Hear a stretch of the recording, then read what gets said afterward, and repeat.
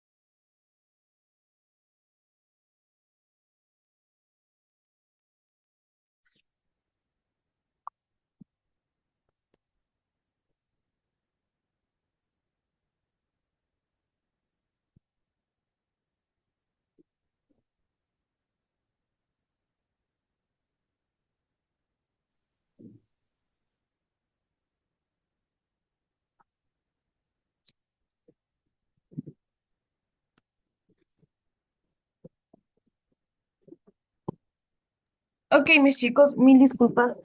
Es la primera vez que me pasa que envío el link a otro grupo. Lo lamento, pero ya estamos aquí. No perdimos casi nada de tiempo, ¿sí?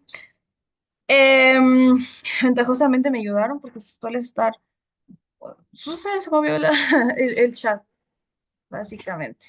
Ok, entonces mis chicos, ¿cómo están? Muy, muy buenas noches. Ahí los saludo. Hola. Espero que se encuentren muy bien, espero que les haya ido muy bien este fin de semana. Me alegro volver a poder interactuar con ustedes. Em, Ahora sí, de nuevo, mil disculpas, no me había pasado esto antes. Vamos a empezar de una con la clase del día de hoy. ¿Ya? Vamos a empezar con la clase del día de hoy. El día de hoy, bueno, en lengua y literatura vamos a hablar sobre tres obras clásicas muy importantes, la Ilíada, la Odisea y la Eneida. Sí, la Ilíada, la Odisea y la Eneida. Como ya vimos, la clase anterior estuvimos hablando sobre la literatura universal y sobre todo sobre la literatura clásica. ¿Sí? Em, Ahí nosotros estuvimos indicando un poquito cómo fue la interacción entre los romanos y los griegos de forma literaria. Y habíamos visto que los romanos, pues como que eh, en realidad cogieron todo lo que era de los griegos, ¿sí? Y lo hicieron como suyo, ¿verdad? Porque lo que ellos llamaban cultura era como una adaptación de los dioses griegos, porque en realidad les gustó muchísimo, pues, las leyendas y todo ese tipo de cosas. Entonces, de esa forma nace la literatura clásica, ¿sí? Teniendo en cuenta a estas dos civilizaciones, a la grande civilización romana, que era muy poderosa en ejército, y a la gran civilización griega, que era muy poderosa en sabiduría y en literatura y en artes. Entonces, haciendo ese pequeño resumen, el día de hoy vamos a hablar sobre tres grupos, bueno, importantes de obras, ¿verdad? Que es la Ilíada, la Odisea y la Eneida. La Ilíada y la Odisea que se desarrolla dentro de la obra griega, ¿verdad? Estas dos son griegas, ¿sí?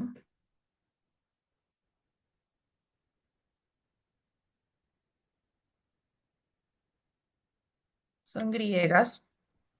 Y se cree que fueron escritas por Homero, no el de Homero Simpson, sino el Homero normal, ¿verdad? El Homero griego, ¿sí? Bueno, como dato curioso, no se sabe en realidad si este Homero existió como tal. Sí, porque tanto la Ilíada como la Odisea son un compendio de estilos de escritura. Es decir, cuando una sola persona escribe un libro, ese estilo de escritura permanece en toda la obra. Sin embargo, en la Odisea hay varios estilos de escritura, lo que lleva a pensar que no fue solo una persona que escribió la Ilíada y la Odisea, sino que fueron un grupo de personas a las cuales se les llamaba pues la escuela homérica. Y pues además a esto se puede añadir el hecho de que no han encontrado la tumba todavía de Homero y no se puede tener ni una sola prueba de que éste fuese una persona real. Sin embargo, se cree que era una Eda que estaba ciego, es decir, una persona que iba contando los cuentos de lugar en lugar, porque era una persona ciega, ¿sí? Pero la Ilíada y la Odisea son básicamente una biología. La primera, la Ilíada, habla de una historia de guerra. Narra los sucesos de la guerra de Troya en la que se enfrentan los griegos y los troyanos. Peleando por el lado de los griegos están entre muchos otros Aquiles, Odiseo y Áyax. En el bando troyano se encuentra Héctor, su hermano Paris, Eneas, entre otros. Para esto, a mí me gustaría que ustedes tengan en cuenta este nombrecito de aquí, Eneas, ¿sí? Tengan en cuenta este nombre, Eneas, ¿ya? Porque va a ser muy importante para nosotros más adelante. Aquí tenemos nombres también muy importantes como Aquiles y Ajax, y también pues Odisea, ¿sí? Pero Aquiles es básicamente un semidios. ¿Sí? Los semidioses son como la unión entre personas normales y los dioses. ¿Ustedes han escuchado alguna vez esta expresión de, uy, me dio en el talón de Aquiles? ¿Han escuchado ustedes tal vez alguna vez esa expresión? Pues en realidad, cuando nosotros decimos que nos dio en el talón de Aquiles, estamos haciendo referencia a este semidios. Sí, este semidios era muy fuerte, muy fuerte, muy fuerte, pero lo único que no era fuerte en su cuerpo era sus talones, ¿sí? Y entonces para derrotar a Aquiles, en realidad alguien le lanza una flecha justo en el talón y él pues pierde todos sus poderes y lo derrota. Odiseo ya viene a ser otra persona, otro guerrero del cual va a tomar el personaje principal dentro de la Odisea, que vamos a ver más adelante, y Ajax de igual forma era uno de los guerreros más valientes, ¿sí? Lo de Eneas hablamos un poquito más adelante. La Odisea viene a ser como la continuación de la Ilíada. Es el viaje de regreso de un héroe a su patria. Narra el tempestuoso viaje de regreso que atraviesa Odiseo, también llamado Ulises, en la tradición latina, quien estuvo lejos de su mujer y su hijo por 20 años, 10 en guerra y 10 en su viaje de retorno. A ver, entonces ahora pasa, resulta y acontece que termina toda la guerra entre Troya y los griegos, ¿verdad? Pasa todo esto del caballo de Troya, ustedes saben, esa construcción súper grande de un caballo de madera que se utilizó como señuelo para el bando opuesto y una vez aceptado ese caballo de madera, ingresa a destruir en realidad este caballo con la gente que llevaba adentro desde el centro de la ciudad de oponente. ¿Sí? Pasa todo esto, ¿ya? Y queda Odiseo. Odiseo queda vivo después de estos 10 años. Él tenía una esposa y un hijo. Su esposa su esposa era alguien que le amaba muchísimo, le quería demasiado a a este Odiseo. Y a pesar de que habían pasado más de 10, 12 años, ella no podía concebir la idea de que tenía que casarse con alguien más. ¿Sí? Entonces, su padre le dice, hijita, o sea, tú ya tienes que casarte porque en realidad ya pasó mucho tiempo, no sabemos si Ulises está vivo o está muerto y tú sigues aquí soltera sin que alguien te cuide. Entonces, la mujer lo que habla es que va a hacer una promesa y esta promesa es que cuando termine de tejer un tapete, ella iba a elegir marido. Entonces, lo que hacía la mujer era, todo el día se la pasaba tejiendo, pero en la noche destejía lo avanzado, ¿sí? Pero aún así, aún haciendo eso, obviamente iba a avanzar un poco más e iba a destejer un poco más, y aunque se demorara muchísimo tiempo, en algún momento tenía que terminar, ¿sí? Entonces empezaron a llegar los pretendientes para la mujer y justo cuando ya iba a tener que elegir un pretendiente, ventajosamente aparece Ulises, que había pasado muchas odiseas. Sí, ustedes también han dicho alguna vez estas frases de, ay, acabo de vivir una odisea. Sí, viene de los valores griegos, de la odisea. Sí, entonces, Ulises literalmente se enfrenta con muchos seres mitológicos, entre ellos las sirenas que les había mostrado la clase anterior, ¿sí? Y muchos otros, ¿verdad? Que en realidad estaban muy, no sé, hablamos dioses que se encontraban, pero de a malas con Ulises y no querían, querían matarlo, no querían que regresara a Ítaca.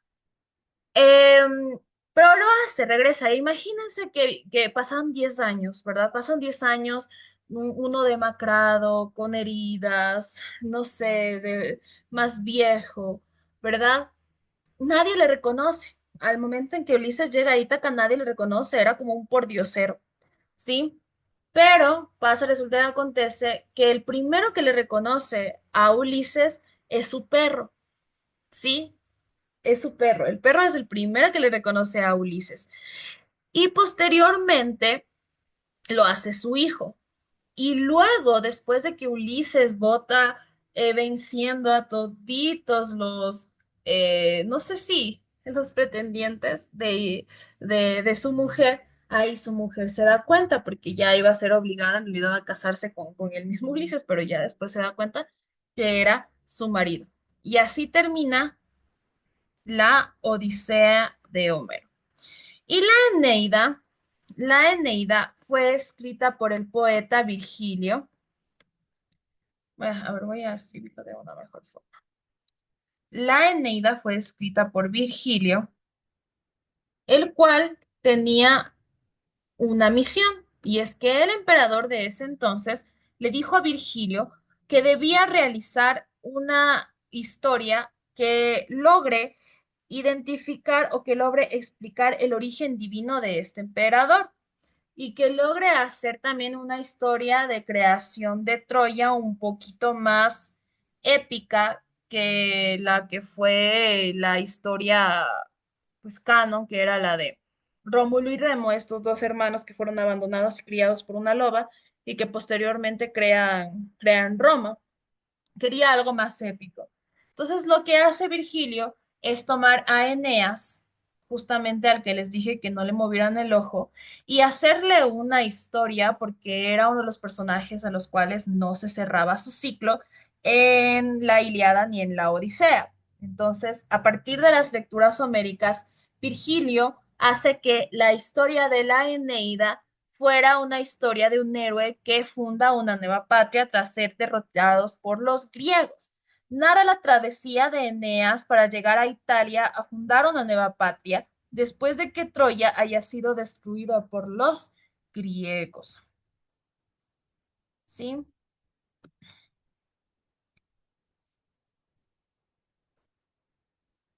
Entonces,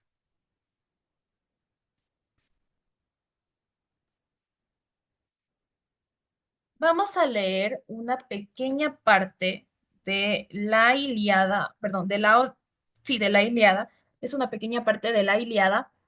A pesar de que en realidad la Ilíada tiene muchísimos cánticos, tiene muchas hojas, es un poco complicada de leer, así que no se preocupen si no me entienden y mil disculpas si me trabo, porque hay muchos verbos que ya no se utilizan el día de hoy y más que nada la forma es un poco extraña. Es una forma muy latinizada, es como que se quedó en el latín todavía. Entonces les voy a leer y ustedes me van a disculpar, por favor, si es que me equivoco en algo, porque ya vamos a ver, por eso están muy grandes las letras, pero ustedes también vayan leyendo conmigo, porque hay palabras un poco extrañas, ¿sí? Entonces este es un diálogo entre Héctor y Andrómaca y también es la despedida, es el canto número 6. Entonces vamos a ver. Así habló la despensera y Héctor, saliendo presuroso de la casa, desanduvo el camino por las bien trazadas calles. Tan luego como después de atravesar la gran ciudad llegó a las puertas Eseas. Por allí había de salir el campo, corrió a su encuentro su rica esposa Andrómaca, hija del magnánimo Etión, que vivía al pie del Placo en Tebas de Hipoplasia, y era rey de los cilicios. Hija de este era pues la esposa de Héctor, de Broncinea armadura que entonces le salió al camino. Acompañábale una doncella llevando el brazo al tierno infante hijo amado de Héctor, hermoso como una estrella, a quien su padre llamaba Escamandrio, y los demás Antinacte, porque solo por Héctor se salvaba Ilion. Vio el héroe al niño y sonrió silenciosamente. Andrómaca, llorosa, se detuvo a su vera y haciéndose de la mano, le dijo, desgraciado, tu valor te perderá. No te apiades del tierno infante ni de mí, infortunada, que pronto seré viuda, pues los aqueos te acometerán todos a una y acabarán contigo. Preferible sería que al perderte la tierra me tragara, porque si mueres no habrá consuelo para mí sino pesares, que ya no tengo padre ni venerable madre. A mi padre matóle el divino Aquiles cuando tomó la populosa ciudad de los cilicios. Tebas, la de altas puertas, dio muerte a Etlión, y sin despojarle por el religioso temor que le entró en el ánimo, quemó el cadáver con las labradas armas y le erigió un túmulo, a cuyo alrededor plantaron álamos de ninfas, Herádes, hijas de Zeus, que lleva la égida. Mis 7 hermanos que habitaban en el palacio descendieron al Hades al mismo día, pues a todos los mató el divino Aquiles, el de los pies ligeros. Miren, esta situación de acá se llama figuras homéricas. Miren, por ejemplo, este de aquí. Aquiles, el de los pies ligeros. Aquiles viene a ser un personaje homérico, ¿sí? Y le da una descripción que solo aparece dentro de la Ilíada y de la Odisea, ¿no? Entonces, eh, es también una figura homérica, sí, que solo se va a ver dentro de la Ilíada y de la Odisea. No hay fuera de. Entre los bueyes de tornátiles, patas y las cándidas ovejas, a mi madre que reinaba al pie del selvoso placo, trájola aquel con el botín y la puso en libertad por un inmenso rescate, pero Artemisa, que se complace en tirar flechas, miren, acá tenemos de nuevo esta figura homérica, ¿sí? Artemisa, que se complace en tirar flechas en el palacio de mi padre. Héctor, ahora tú eres mi padre, mi floreciente esposo. Estos de aquí, mis chicos, vamos a aclararlos un poquito. Les dije que solo pueden encontrarlo dentro de dentro de las obras de Homero. Entonces son figuras homéricas. Para ser un poquito más exactas, se llaman epítetos homéricos, que su fórmula de epítetos homéricos es un nombre mitológico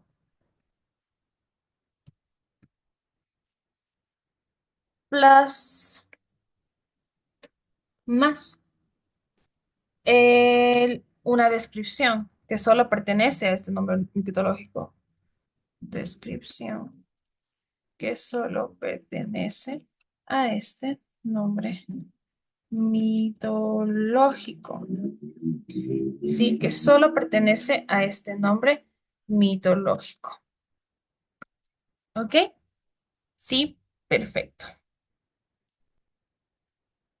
De esta forma. Aquí podemos ver Aquiles, que es un nombre mitológico. Aquiles es un semidios, como les había dicho, ¿verdad? Más la descripción que solo le va a pertenecer a Aquiles, el de los pies ligeros. Puede ser una persona muy rápida, ¿verdad? Una persona muy veloz. Artemisa viene a ser el nombre mitológico y la que solo le va a pertenecer al nombre mitológico es que se complace en tirar flechas. Al tirar flechas es en realidad eh, una gran descripción solo de Artemisa, porque Artemisa es quien tiene la flecha y el arco y la flecha como, como arma principal, ¿sí? Entonces, sigamos un poquito más adelante. Pues Éase compasivo, quédate en la torre y no hagas a un niño huérfano y a una mujer viuda, y pon el ejército junto al Cabrigo, que por allí la ciudad es accesible y el muro más fácil de escalar. Los más valientes, los dos Ayace, el cerebro Indomeneo, los Atridas y el fuerte hijo de Tideo, con los suyos respectivos, ya por 3 veces se han encaminado a aquel sitio para intentar el asalto. Alguien que conoce los oráculos se lo indicó y su mismo arrojos los impele y anima. Contestó el gran Héctor de tremolante casco. Miren, aquí tenemos otro epíteto homérico. Héctor de tremolante casco. De tremolante casco. ¿Sí? Es una característica, una descripción solo de Héctor. Héctor de tremolante casco. Todo eso me preocupa, mujer. Pero mucho me sonrojaría ante los troyanos y las troyanas de rozagantes felpos si como un cobarde huyera del combate, y tampoco mi corazón me incita a ello, que siempre supe ser valiente y pelear en primera fila, manteniendo la inmensa gloria de mi padre y de mí mismo. Bien lo conoce mi inteligencia y lo presiente mi corazón. Día vendrá en que parezca la sagrada Ilión Príamo y su pueblo armado con lanzas de fresno. Pero la futura desgracia de los troyanos, de la misma Hécabe, del rey Príamo y de muchos de mis valientes hermanos que caerán en el polvo a manos de los enemigos. No me importa tanto como la que padecerás tú cuando alguno de los aqueos de broncíneas corazas se te lleve llorosa, privándote de libertad, y luego tejas tela en Argos, a las órdenes de otra mujer o vayas por agua de la fuente Miseida o Hipera. muy contrariada porque la dura necesidad pasará sobre ti, y quizás alguien exclame al verte deshecha en lágrimas. Esta fue la esposa de Héctor, el guerrero que más se señalaba entre los teucros. Domadores de caballos, cuando en torno de Ilión peleaban, así dirán, y sentirán un nuevo pesar al verte sin el hombre que pudiera liberarte de la esclavitud.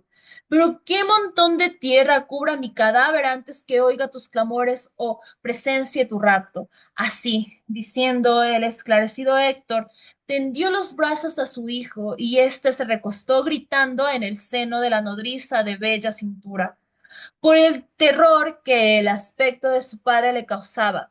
Dábale miedo el bronce y el terrible penacho de crines de caballo que veía ondear a lo alto de yelmo. Sonriéndose, el padre amoroso y la venerada madre, Héctor se apresuró a dejar el refulgante casco en el suelo, besó y meció en sus manos al hijo amado y rogó así a Zeus y a los demás dioses. Zeus y demás dioses, concededme que este hijo mío sea como yo, ilustre entre los teucos y muy esforzado, que reine poderosamente en Ilión, que diga de él cuando vuelva de la batalla. Es mucho más valiente que su padre y que cargando los cruentos despojos del enemigo, a quien haya muerto regocije de su madre el alma. Esto dicho, puso al niño en brazos de la esposa amada, que al recibirlo en el perfumado seno sonreía, con el rostro todavía bañado en lágrimas. Notólo Héctor, y compadecido acaricióla con la mano y así le habló. Esposa querida, no en demasía tu corazón se acongoje que nadie me enviará al Hades antes de lo dispuesto por el hado, y de su suerte ningún hombre sea cobarde y valiente. Puede librarse una vez nacido. Vuelve a casa, ocúpate con las labores del telar y la rueca, y ordena a las esclavas que se apliquen al trabajo. Y de guerra nos cuidaremos cuando varones hayamos nacido en Ilión, y yo el primero. Dichas estas palabras, el preclaro Héctor se puso el yelmo adornado con crines de caballo y la esposa amada regresó a su casa volviendo la cabeza de cuando en cuando y vertiendo copiosas lágrimas. Pronto llegó Andrómaca al palacio, lleno de gente, de Héctor matando de hombres. Halló en él a muchas esclavas y a todas las movió a lágrimas. Lloraban en el palacio a Héctor vivo aún, porque no esperaban que volviera del combate librándose del mayor y de las manos de los aqueos. Sí, les decía, ok, recupero un poco el aire. Estaba bonito, me gusta a mí, bastante. Les decía que tiene como palabras un poco raras, ¿verdad? Como a veces que se comen conectores, pero es la traducción literal que se puede hacer del griego antiguo, que fue luego latín, ahora posteriormente hacer pues español, ¿no? Entonces no podemos como eh, quejarnos mucho porque está bien traducido. Sin embargo, ahora yo les voy a contar la historia en español criollo para que ustedes puedan entenderlo muchísimo mejor. Sí, entonces aquí es una escena un poco dolorosa entre Héctor Andrómaca y su hijo, el niño hijo tanto de Héctor como de Andrómaca.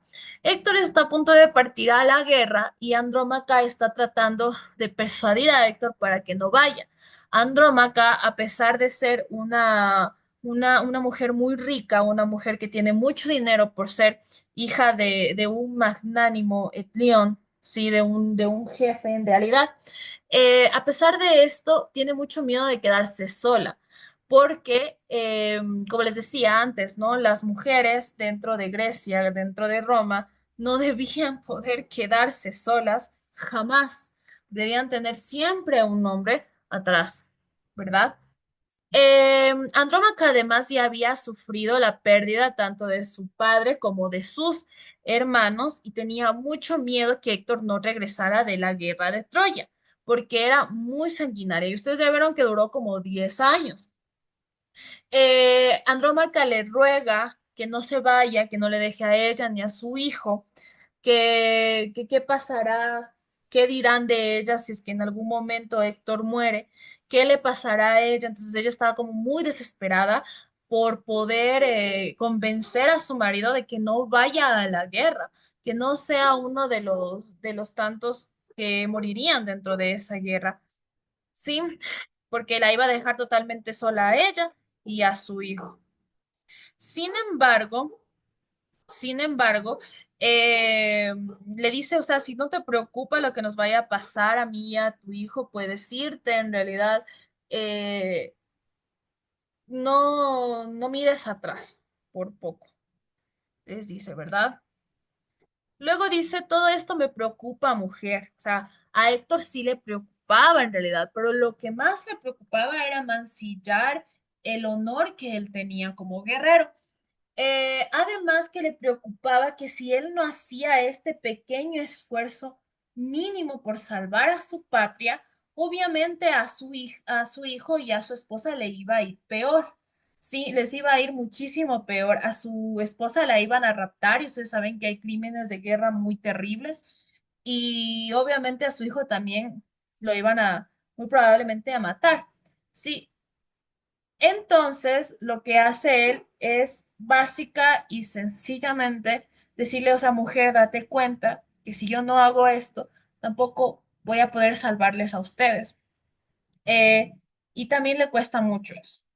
Entonces, prefiere intentar salvarles a ellos a costa de su vida. Y de hecho, si es que lograban ganar la batalla de Troya, obviamente iban a quedarse tranquilos sus hijos, a pesar de que él no regresara. Entonces él dice, prefiero incluso estar muerto antes de escuchar tu rapto, antes de escuchar tus gritos. Entonces, prefiere cómo luchar. Entonces trata de darle esta razón a la mujer, trata de hacerle razonar como tal para que esta chica pueda entender que sí debe ir a la guerra a su esposo. Y además que Héctor era un hombre muy como fuerte, entonces en realidad no iba para nada dejar la guerra. Eso no iba a ser. Entonces él eh, abraza a su hijo. Hay una descripción que su hijo como que le ve con su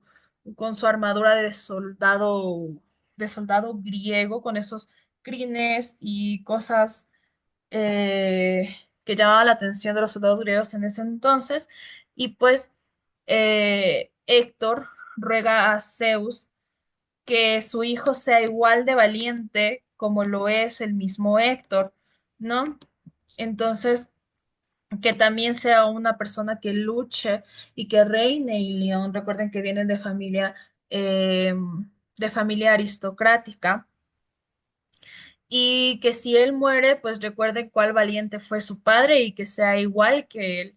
También le pide Héctor que a su esposa que vaya con las demás mujeres, que pues se ponga a hacer las tareas normales para que no piense. Sin embargo, cuando ella va con las mujeres, se, se ve obviamente obligada a llorar con ellas y aún así lloran a Héctor cuando ella se va a pesar de que sabían que estaba vivo, lo lloraban como si estuviese muerto.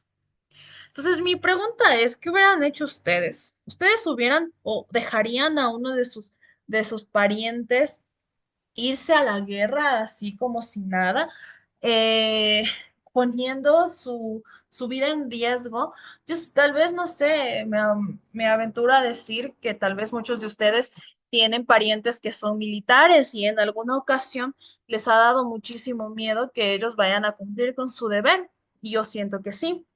Yo sí tengo una amiga que su hermano es militar y suele estar en las primeras filas protegiendo al presidente. Es uno de los que protege el presidente. Entonces, ella suele estar, cuando hay este tipo de paros y estas violencias suelen haber en las calles, ella suele estar muy asustada, pero acepta el deber que tiene con la patria. En lo personal y muy aparte de la literatura y muy aparte de lo que sea, no vale la pena, en realidad. Ustedes pueden pensar cosas distintas, pero yo en realidad me quedo con el pensamiento de Andrómaca. A mí me asustaría muchísimo que mi esposo fuera a la guerra. No le dejaría ir. Si me, no sé, si no tengo idea, no habría ninguna forma en la que yo dejara que él se fuera. Huiría de la ciudad para, no sé, salvarlos, o de alguna forma, ¿no? No dejaría que pasara eso porque siento que no vale la pena en realidad. ¿Ustedes qué piensan? ¿Qué harían si es que tuvieran que vivir algo como lo hizo Andrómaca? Pero Héctor en realidad es tan héroe griego que obviamente no iba a poner primero sus comodidades personales antes que el deber de salvar a su Troya querida, ¿sí? Entonces, mis chicos, la Ilíada, la Odisea, la Eneida, para resumirlo, son las historias de personas. Por eso les digo, ¿qué creen ustedes? Tal vez ahora no son como guerreros troyanos y guerreros griegos, ¿verdad? Con caballos y lanzas. Ahora son militares, ahora son policías. Y ya no es que nos vienen a invadir, sino más bien que hay mucha inseguridad en las calles. O sea, hay guerra, la guerra la vivimos todos los días, en realidad y es algo que nos puede pasar mucho. Muchos podemos ser Andrómaca y muchos pueden ser Héctor, y muchos niños pueden ser el hijo de Héctor y Andrómaca. Por eso es que tanto a Homero como a Virgilio se los conoce como grandes escritores, porque lo que hacen es retratar en sus obras la verdad del ser humano. La tristeza, la alegría, la desesperanza que se ve en Andrómaca, la esperanza que tiene Héctor por salvar a su familia, por salvar a su tierra, y es algo muy natural en los seres humanos. Son sentimientos naturales, a pesar de que obviamente se habla de sirenas, se habla de dioses, se habla de la górgora, se habla de un montón de criaturas mitológicas. A pesar de eso, el griego Homero hace que todos los personajes tengan sentimientos humanos reales. Y eso es lo que le hace que empaticemos con ellos. ¿Qué pasaría si me pasara esto? Que no es tan terrible pensarlo, porque podría llegar a pasar. Entonces, por eso es que estas obras son tan humanas, son tan reconocidas más que nada, porque no era de todo fantasía, sino que también había pues valores humanos allí. Y por eso es que hay los genios de la literatura. Homero es uno de ellos, porque retrata tanto las proezas como las debilidades del ser humano dentro de sus obras. No se vayan a olvidar, chicos, por favor, no lo hagan. Los escritores, sé que es complicado, pero recuerden que la Ilíada y la Odisea fue escrita por Homero, la Eneida fue escrita por Virgilio. La Ilíada y la Odisea está dentro de la obra griega y la Eneida está dentro de la obra romana. La Eneida está muy inspirada en la Ilíada y la Odisea. La Ilíada y la Odisea fue antes que la Eneida. ¿Sí? Eso. Bien, entonces vamos a terminar ya por el día de hoy. Pueden ir a descansar, mis chicos. Cuídense mucho. Espero que les haya gustado esta pequeña historia de la Ilíada. Ok, cuídense mucho. Nos vemos. Hasta luego. Bye bye.